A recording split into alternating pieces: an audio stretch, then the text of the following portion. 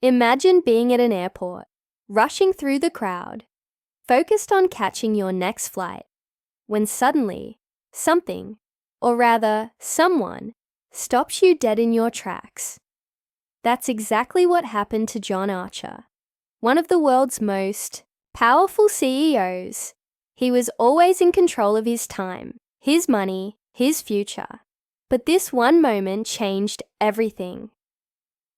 John was used to flying first class, where the hustle and bustle of the airport didn't touch him. But today was different.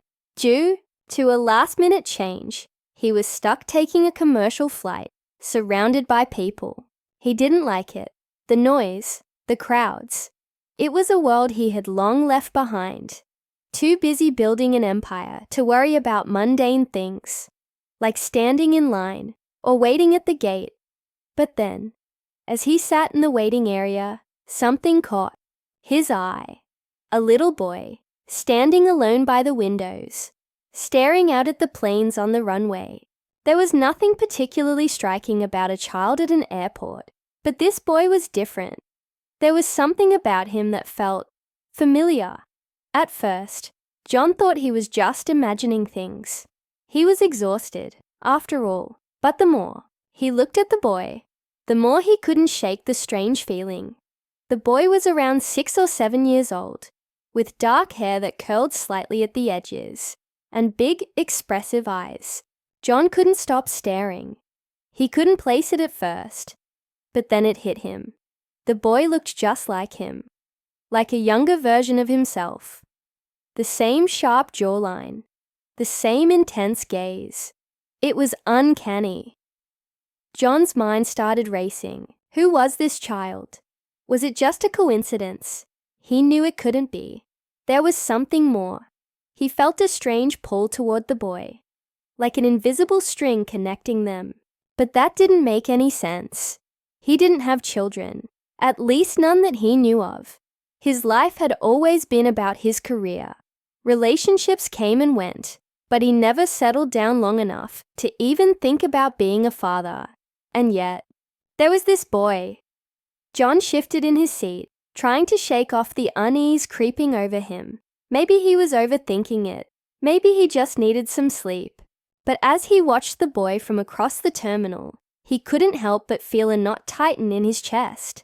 The boy stood there, quiet and alone, like he didn't have a care in the world, or anyone looking out for him. Before he could stop himself, John got up and walked over, drawn by something he couldn't explain. As he got closer, his heart began to pound. The boy was now sitting on the floor, absent-mindedly kicking his legs, still staring at the planes. John hesitated for a second, unsure of what to say. How do you just approach a random kid at an airport? But something inside him wouldn't let him walk away. "Hey there," John said, trying to keep his voice calm. "Are you here with someone?"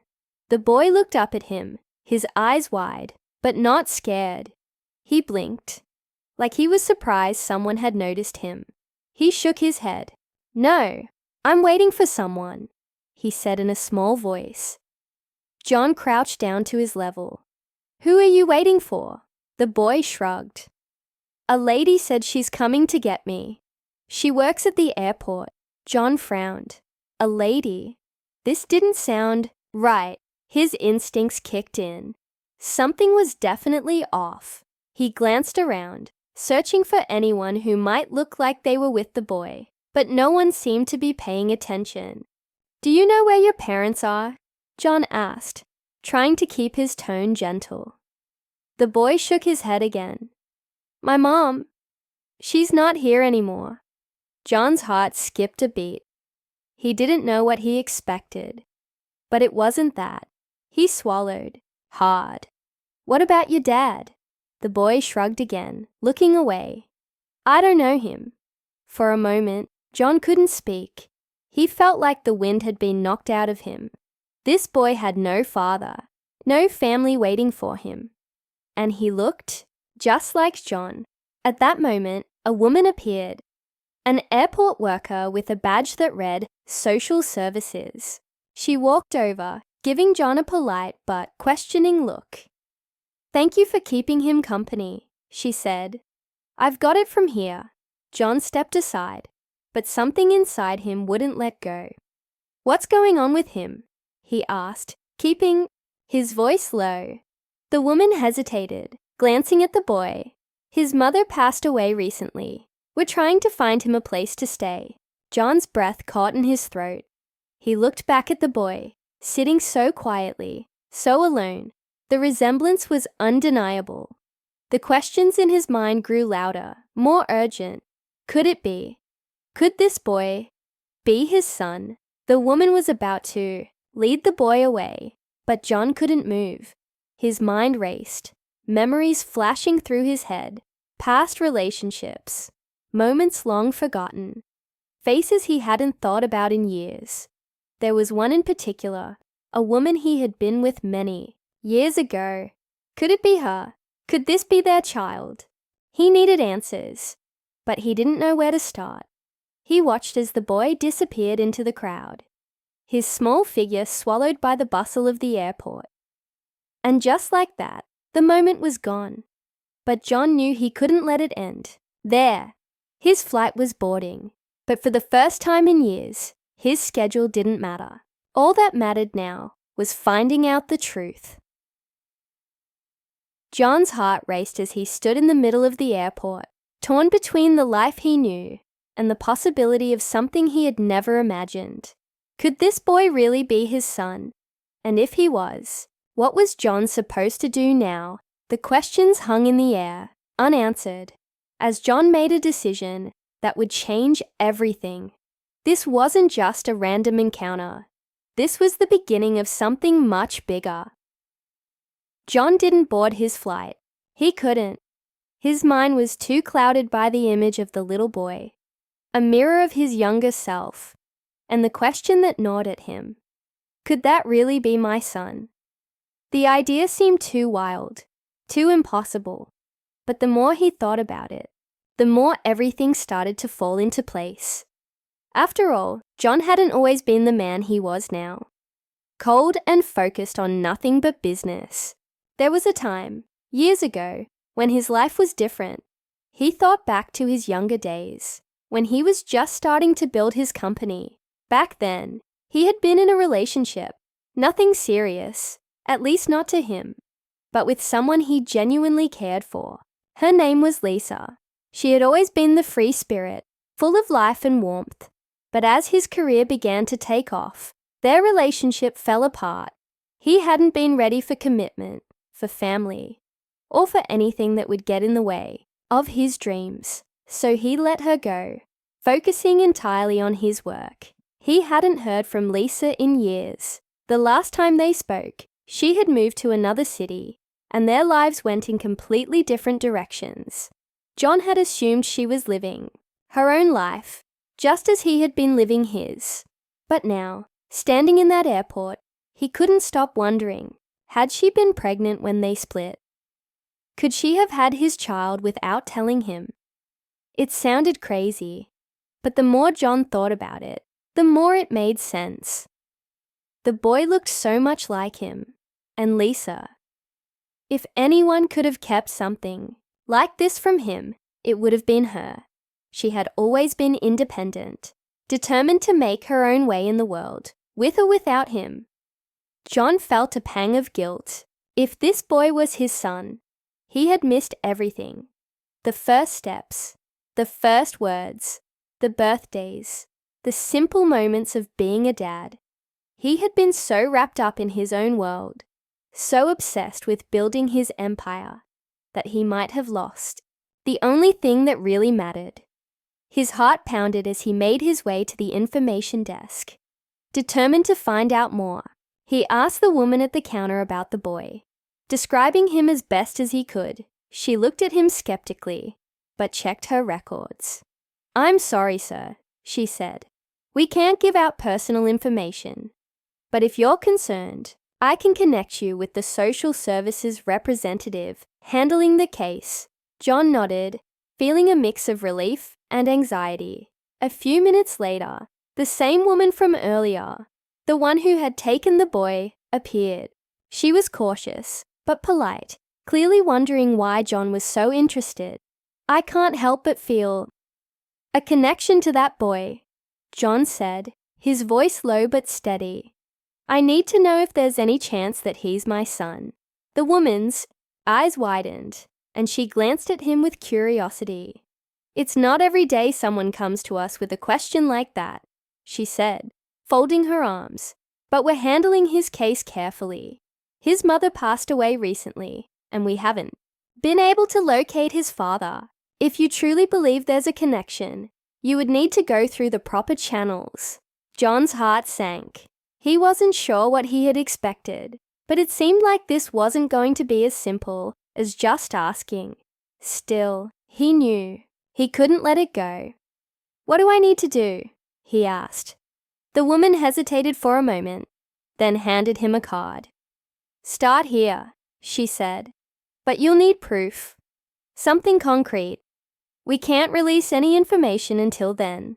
John took the card, feeling the weight of the situation settle on his shoulders. This wasn't going to be easy. He needed to find out more about Lisa, about her life in the years since they had parted. If this boy was his, he needed to know, for sure. But how could he track down the truth after all these years? As the days passed, John found himself consumed by the mystery. He hired a private investigator to look into Lisa's life, to find out what had happened to her after they had gone their separate ways. The reports came back slowly, piece by piece, each new detail adding to the puzzle. Lisa had struggled after their breakup. She had moved to a new city and worked odd jobs to make ends meet. But then, a few years ago, she had given birth to a son. The investigator couldn't find any record of a father, and there was no mention of John anywhere in the paperwork. But it was enough to keep John's suspicions alive. The real breakthrough came when John found an old photo of Lisa holding a baby, her son, and there, staring back at him from the photograph, was the same face he had seen at the airport. The boy had his eyes, his smile, his very essence. It was undeniable now. John felt a flood of emotions: shock, guilt, sadness, and even a strange kind of hope. This boy was his son. He was certain of it. But now came the hard part. How was he supposed to step into this child's life after all this time? How could he make up for the years he had missed? The birthdays, the school plays, the father-son moments he would never get back. And then there was the boy himself. How would he feel about this man, a stranger, suddenly claiming to be his father? Would he accept John? Would he want to be a part of his life? Or would he reject him, just like John had once rejected the idea of family? John stood at a crossroads, his mind racing with questions and fears. The stakes were higher than they had ever been in any business deal or corporate takeover. This was real life, his life, and it was all hanging in the balance. As the tension built, John knew he had to make a decision. He couldn't turn back now. The boy deserved to know the truth, and John had to face the consequences, whatever they might be. But as he stood on the brink of this life-changing revelation, one thing was certain: nothing would ever be the same again. John knew he couldn't wait any longer. With the truth almost within his grasp, he made the decision to meet the boy. He arranged to meet with the social worker once again, this time prepared to face whatever would come next. His nerves were on edge, but he tried to stay calm, knowing that what he was about to do could change everything. When John arrived at the meeting point, he was led to a small, quiet room. There, sitting at a table, was the boy, his son. The boy looked up, his eyes wide with curiosity, but also a bit of confusion. It was the same expression John had seen in the airport, the one that had stopped him in his tracks. The boy didn't know why he was here, but John could see the uncertainty on his face. John felt a lump in his throat. What could he possibly say? How do you introduce yourself to a child who doesn't know you exist? The social worker broke the silence. introducing John to the boy as a friend. John nodded, trying to steady his voice. "Hi," he said softly, kneeling down to be at eye level with the boy. "My name's John. I knew your mom a long time ago." The boy blinked at him, not saying much, but listening carefully. His small fingers fidgeted with the edge of his shirt, a nervous habit John instantly recognized from his own childhood. The moment felt surreal. Here he was, face to face with his son, and yet he had no idea what to say or how to explain everything that had happened. The boy finally spoke, his voice small and hesitant. "Why are you here?" John swallowed hard. This was it, the moment he had been dreading. I think I might be your dad," he said gently, unsure of how the boy would react. The boy's eyes widened, and for a moment, there was a long, heavy silence. John could see the wheels turning in his son's mind, trying to process what had just been said. The boy looked down at his hands, his lips pressed together tightly. He wasn't sure what to make of it, but he didn't run away or reject John outright. Did she know you?" the boy asked quietly. John nodded, his heart aching with regret. "Yes," he said. "We were close a long time ago, but I didn't know about you. If I had, I would have been here sooner." The boy looked up at him, his expression serious, but there was a hint of sadness in his eyes. "Why didn't she tell you?" John didn't have a good answer for that. "I don't know," he said honestly. "Maybe she didn't think I was ready, and back then, maybe I wasn't, but now, I am, and I want to be part of your life, if you'll let me." The boy didn't respond right away. He seemed to be thinking, processing everything that had just been revealed. John could feel the weight of the moment. Everything was hanging on this boy's response. Finally, after what felt like an eternity, the boy spoke again. "I don't know what it's like to have a dad," he said quietly, "but maybe we can try." John's heart swelled with emotion. He had been prepared for rejection, for anger, for the possibility that his son would want nothing to do with him.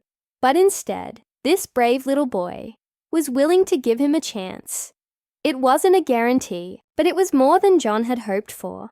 John smiled, his voice thick with emotion. "Yeah," he said, "we can try, one step at a time." Over the next few weeks, John made every effort to be present in his son's life. They spent time together, getting to know each other, slowly building the bond that had been missing for so long. John wasn't perfect. He made mistakes, stumbled through awkward moments, and had to learn how to be a dad from scratch. But he was there, and that made all the difference. As time passed, their relationship grew stronger.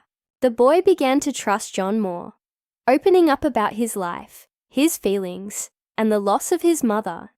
John listened, offering support and comfort in ways he had never imagined himself capable of.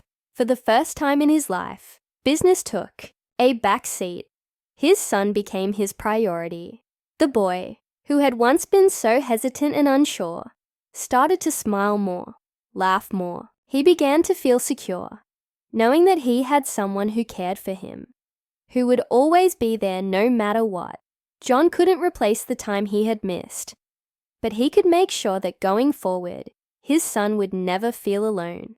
One afternoon, as they sat together in a park, watching planes take off in the distance, the boy turned to John with a question that caught him off guard. "Do you think my mom would be happy that we found each other?" John felt a lump in his throat as he looked at his son, who had grown so much in such a short time. He smiled softly and placed a hand on the boy's shoulder. "Yeah," he said, his voice full of warmth. "I think she would be really happy." And with that, John knew that this was the beginning of something new. His past mistakes didn't define him anymore. What mattered now was the future, the time he had with his son, and the life they were building together. The road ahead wouldn't be easy, but John was ready for it. After all, he had already found the most important thing he had been missing all along: family.